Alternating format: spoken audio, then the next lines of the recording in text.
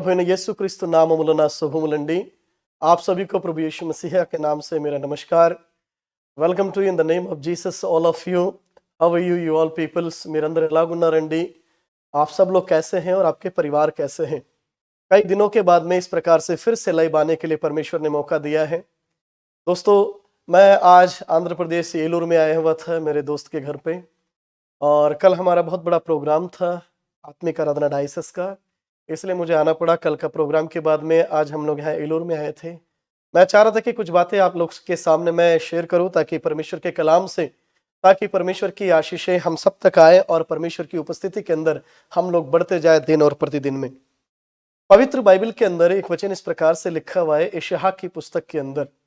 మనం ఒకవేళ దేవుని వాక్యంలో మనం చదివినట్లయితే యెషయా గ్రంథము 44వ అధ్యాయం, book of Isaiah chapter 44 verse 2। 44వ అధ్యాయం యెషయా గ్రంథము, అందులో 2వ వచనము ఈ రీతిగా సెలవిస్తుందండి। నీవు జలములలో పడి దాటునప్పుడు నేను నీకు తోడయ్యుందును, నదులలో పడి వెళ్ళినప్పుడు 42 ఇలాగుందండి, నిన్ను సృష్టించి గర్భములో నిన్ను నిర్మించిన నీకు సహాయము చేయువాడైన యెహోవాగు నేనేనని సెలవిస్తున్నాడు। यदि हम लोग यहाँ पढ़ते हैं तो परमेश्वर का कलाम इस प्रकार से हमें यहाँ कहता है यెషయా की पुस्तक अध्याय 44 के वचन 2 के अंदर कि तेरा कर्ता यहोवा जो तुझे गर्भ से बनाता आया है और वे तेरी सहायता करेगा, और वो ये कहता है कि मेरे दास याकूब तू मत डर, मैं तेरे साथ में हूं। So now here word of God, book of Isaiah 44 verse 2 says to that, do not fear, I am with you, because of I am your creator। God is our creator, he is our helper, he is our power। परमेश्वर का वचन ये कहता है कि वो हमारा सृष्टिकर्ता परमेश्वर है, वो हमारे साथ में रहने वाला परमेश्वर है, वो हमारे संग में रहने वाला परमेश्वर है। वहां यहां पर एक बात ये कहता है याकूब, यानी कि दोस्तों याकूब का अर्थ होता है कि धोखा देने वाला, यानी कि యాకూబ్ అంటే మోసగాడని బైబిల్లో పిలువబడిందండి। అనగా యాకూబ్ విషయంలో మనం చూసినట్లయితే తాను తన అన్నయ్యతో మోసం చేశాడు, తన మామగారితో మోసం చేసినట్లు అనేక సార్లు మాట వినని వాడుగా ఉన్నాడు। అయితే ఎప్పుడైతే దేవుడు తనను దర్శించాడో అప్పుడు ఆయన ఇజ్రాయేలుగా మారిపోయాడు। दोस्तों, याकूब के विषय में जब हम पढ़ते हैं पवित्र बाइबल के अंदर, तो कई बार याकूब झूठ बोलने वाले व्यक्ति की तरह देखा जाता है, चाहे वो अपने पिताजी से हो, चाहे वो अपने बड़े भाई से हो, चाहे वो अपने ससुर से हो। कई बार उसका जीवन धोखे में रहा है, लेकिन जब उसका मुकाबला यानी कि उसकी बातचीत जब परमेश्वर से हुई, जब वो ईश्वर के साथ में मिला, तब उसका नाम इज़राइल रखा गया। इज़राइल का अर्थ होता है परमेश्वर का चुना हुआ। ఇజ్రాయేలు అంటే దేవుని ద్వారా నియమించబడినవాడు, లేక దేవుని వలన పిలువబడినవాడు, లేక దేవుని వల్లనే ఆయన సెలెక్ట్ చేయబడినవాడుగా మనం చూస్తూ ఉన్నాము। అనగా యాకోబు మోసగాడైన యాకోబు ఇజ్రాయేలుగా మారిపోయాడు। అనగా ప్రియులారా, మన జీవితంలో ఎంత అంధకారం ఉన్నా సరే, మన జీవితంలో ఎంత ఇబ్బందులైనా సరే ఉండినా సరే, మన జీవితాన్ని ప్రజలు అర్థము చేసుకోలేకపోయినా సరే, దేవుడు అనేవాడు ఉన్నాడు।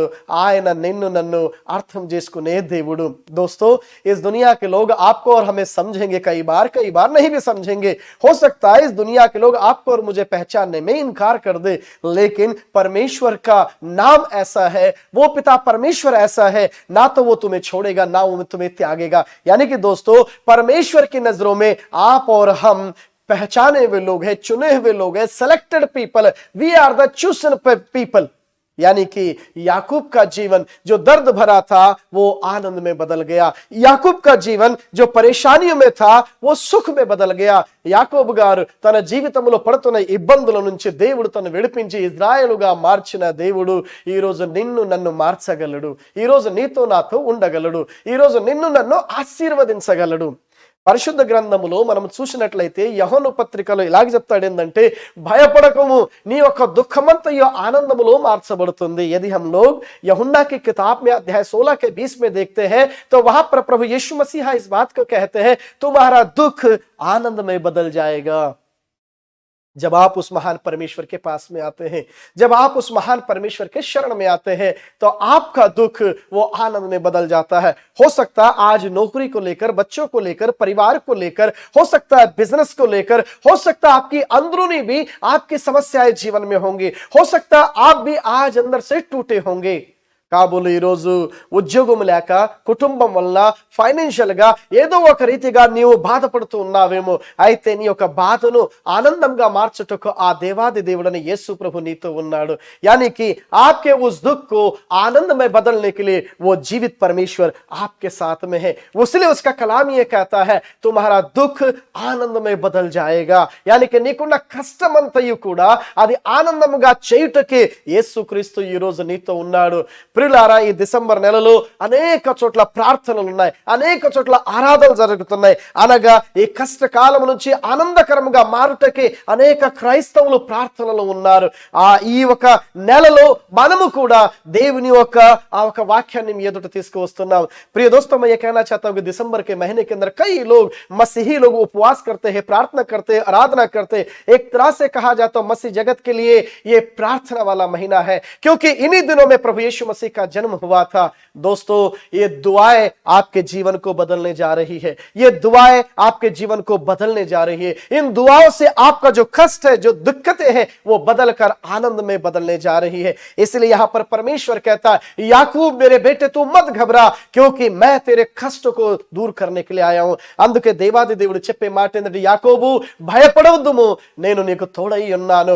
ఈ లోకములో ఉన్నారు నిన్ను నన్ను మర్చిపోవచ్చు, లేక నిన్ను నన్ను విడిచిపోవచ్చు, కానీ దేవుడు ఎన్నడూ నిన్ను నన్ను మరవని దేవుడండి. ఆయన నీతో నాతో మనతో ఉండే దేవుడు. అందుకే ఆయన చెప్తున్నాడు, భయపడకుము, నేను నీతో ఉన్నాను. ఈ రోజు నీతో చెప్పే మాట ఆయనదే. आज परमेश्वर आपसे और मुझसे इस बात को कहता है, डर मत, मैं तेरे साथ में, घबरा मत, मैं तेरे साथ में, दिक्कत में है मैं तेरी सहायता करने के लिए तैयार हूं. आप अपने आप को उस महान परमेश्वर के हाथों में देकर देखिएगा. वे आपकी प्रार्थना सुनने के लिए, वे आपकी यानी कि बातों को सुनने के लिए वो हमेशा तैयार रहने वाला परमेश्वर है. वो आपके संग रहने वाला परमेश्वर है. दुनिया के लोग आपको त्याग सकते हैं, छोड़ सकते हैं, आप पर निंदा आरोपण लगा सकते हैं, लेकिन आसमान का ईश्वर आपके संग है, जो आपके दुख को संभलता समझता है, और वो ये कहता है तेरा दुख आनंद में बदल जाएगा. दोस्तों, मैं एक परमेश्वर के कलाम से आपके सामने कुछ बातें रखना चाहता हूं. पवित्र वचनों के अंदर इसी यशाह की पुस्तक में अध्याय 43 का वचन 1 में पढ़ेंगे. యెషయా గ్రంథము 43వ అధ్యాయము 1వ వచనం మనం చదివినట్లయితే, book of Isaiah chapter 43 verse 1. అయితే యాకోబు నిన్ను సృష్టించిన వాడుగు యెహోవాని, ఇజ్రాయేలు నిన్ను నిర్మించిన వాడు ఇలాగు సెలవిచ్చుచున్నాడు, నేను నిన్ను విమోచించి ఉన్నాను, భయపడకుము, పేరు పెట్టి నిన్ను పిలిచి ఉన్నాను, నీవు నా సొత్తు. यानी कि यहां पर यह कहता है, हे इज़राइल तेरा रचने वाला, और हे याकूब तेरा सृजनहार. और यहोवा अब यूं कहता है, मत डर, क्योंकि मैंने तुझे छुड़ा लिया है, मैंने तुझे नाम लेकर बुलाया है, तू मेरा ही है. God, Heavenly Father, saying to this world, I am your God, do not fear. Because of He said, I am selected, I am buying from my blood from you. वो ही कहता है कि मैंने तुझे, यानी कि तू मेरा अपना है. తెలుగులో చెప్పే మాట ఏంటంటే, నీవు నా సొత్తువి అనగా ఆయన చెప్తున్నాడు, నేను విమోచించి ఉన్నాను, నీకు ఇక నుంచి బాధపడవలసిన అవసరం లేదు, నీ దేవుడైన యెహోవా నీతో ఉన్నాడని సెలవిస్తున్నాడండి. यहाँ पर यह कहता है कि तेरा कर्ता यहोवा, जिसने तुझे बनाया, जिसने तुझे रचा है, वो रचयिता ये कहता है, तुझे डरने की जरूरत नहीं है, मैं तेरा परमेश्वर हूं.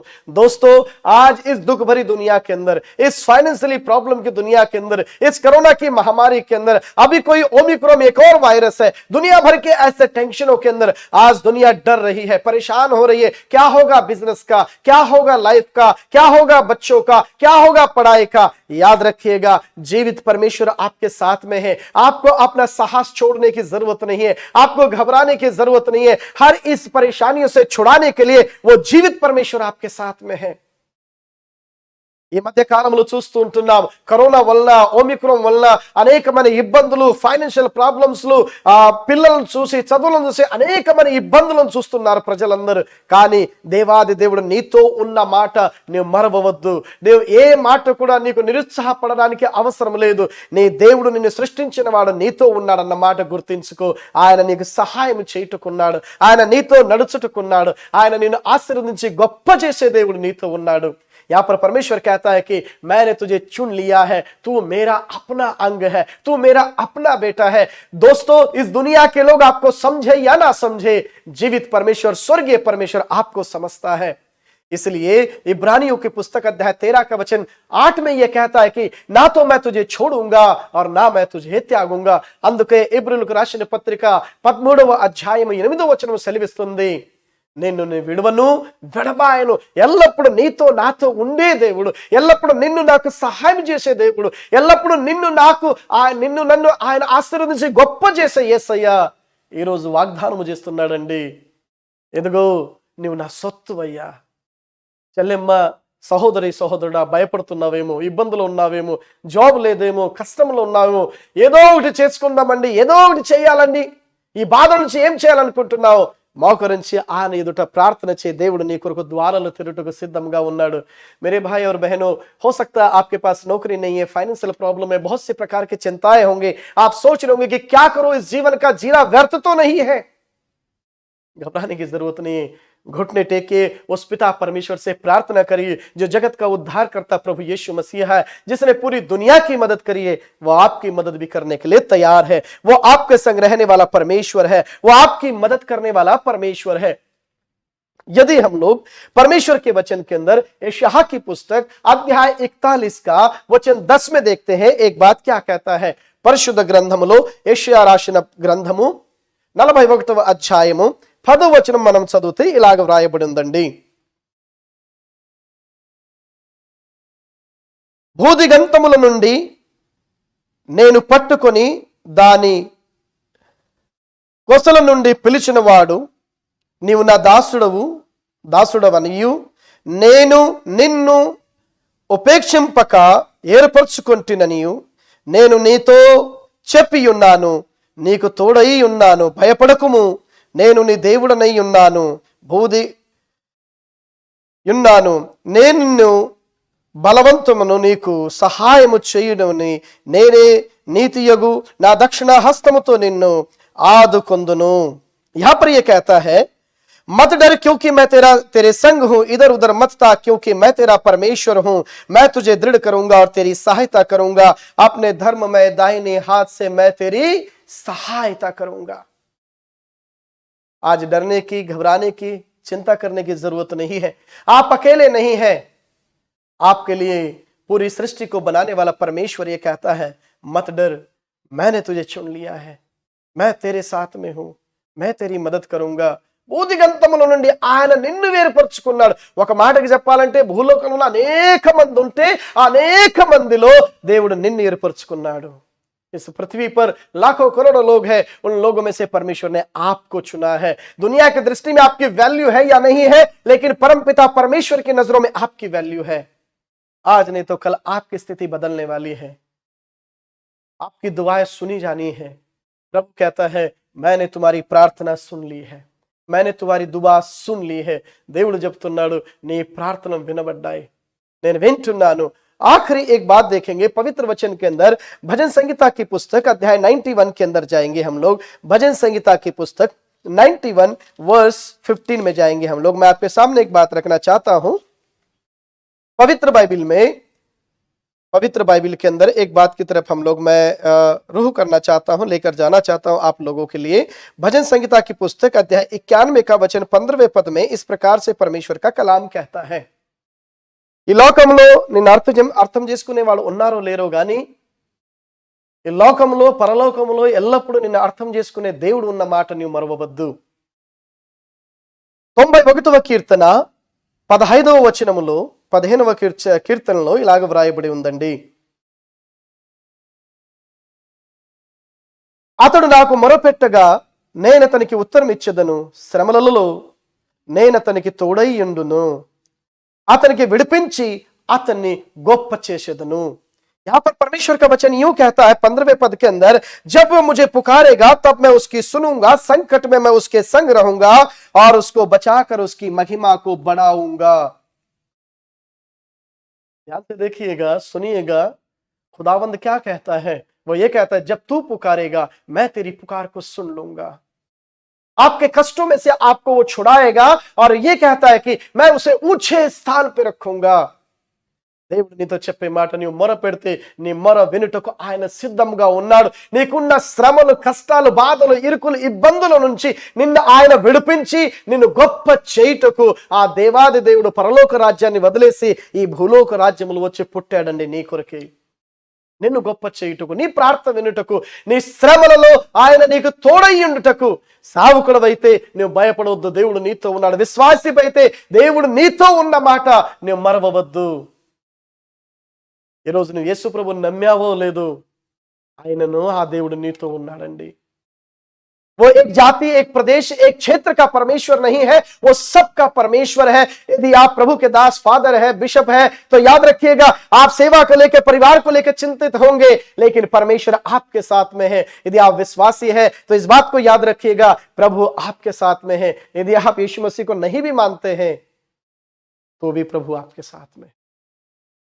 ఆయన ఏదో ఒక జాతి కొరకు, దేశం కొరకు, ప్రదేశం కొరకు దేవుడు కాదండి. భూలోకముల కొరకు, పరలోకముల కొరకు ఆయన దేవుడై ఉన్నాడు. ఆయన నీతో ఉండే దేవుడు, నీతో నడిచే దేవుడు, నిన్ను ఆశీర్వదించే దేవుడు. वो किसी जाति, मजहब का परमेश्वर नहीं, पूरे भूमंडल का परमेश्वर, आकाश मंडल का परमेश्वर है।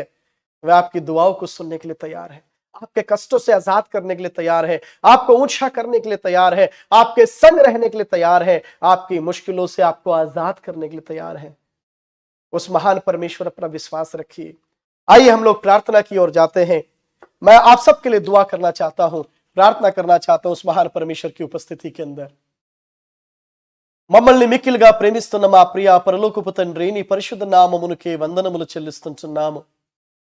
हमारे स्वर्ग में विराजमान परमेश्वर, आपकी स्तुति और धन्यवाद करते हैं, आपके पवित्र नाम को ऊंचा करते हैं। प्रभु మన దేశపు రాష్ట్రపతి, ప్రధానమంత్రి, హోమ్ మినిస్టర్ గారు ప్రభా, దేశంలో ఉన్న ప్రతి నాయకులను మీరు దీవించండి ప్రభా। ఆంధ్ర రాష్ట్రపు చీఫ్ మినిస్టర్ అయినా, ఢిల్లీ రాష్ట్రపు చీఫ్ మినిస్టర్ అయినా ప్రభా, ఇదిగో దేశంలో ఉన్న ప్రతి చీఫ్ మినిస్టర్ తో సహా మీరు దీవించండి నాయన। प्रभु जी हम प्रार्थना करते हैं राष्ट्रपति जी को, प्रधानमंत्री जी को, प्रभु देश के हर एक उन नेताओं के लिए, और प्रभु आंध्र प्रदेश के चीफ मिनिस्टर के लिए, दिल्ली के चीफ मिनिस्टर के लिए, और पूरे भारत में रहने वाले हर एक चीफ मिनिस्टर के लिए हम प्रार्थना करते हैं परमेश्वर। तमाम एमएलए, एमपी, प्रभु इन सब पर तेरी दया हो, ताकि ये लोग देश को और आगे लेकर जा सके।